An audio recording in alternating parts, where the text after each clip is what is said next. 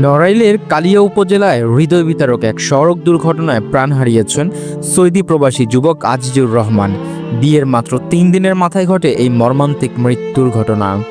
সোমবার 16 জুন দুপুর 1টার দিকে জয়নগর আঞ্চলিক সড়কে একটি ট্রলির সঙ্গে মোটরসাইকেলের মুখোমুখি সংঘর্ষ ঘটনাস্থলে মারা যান তিনি। নিহত আজিজুর রহমানের বাড়ি নড়াগাতি থানার পানিপাড়া গ্রামে। তিনি ইবাদত মোল্লার ছেলে এবং কিছুদিন আগেই সৌদি আরব থেকে দেশে ফিরেছিলেন। পরিবার পরিজনের সঙ্গে সুখের সময় কাটাতে দেশে ফেরা যুবকটি গত শুক্রবার নড়াগাতি থানার কাশমিয়া গ্রামে বিবাহ বন্ধনে আবদ্ধ হন। পুলিশ ও স্থানীয় সূত্রে জানা যায়, সোমবার দুপুরে নতুন স্ত্রীকে শ্বশুরবাড়ি রেখে আজিজুর নিজ বাড়ির উদ্দেশ্যে মোটরসাইকেলে রওনা দেন। পথে বাবলুর বাড়ির সামনে বিপরীত দিক থেকে আসা একটি দ্রুতগতির ট্রলির সঙ্গে সংঘর্ষ হলে তিনি রাস্তায় ছিটকে পড়েন এবং ঘটনাস্থলেই মারা যান।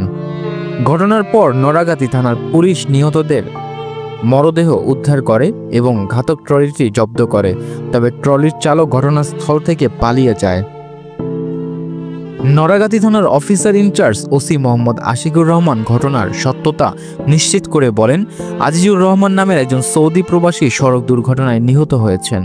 বিষয়টি তদন্ত করে আইনগত ব্যবস্থা নেওয়া হচ্ছে। হঠাৎ করে এমন মৃত্যুর খবরে এলাকায় শোকের ছায়া নেমে এসেছে।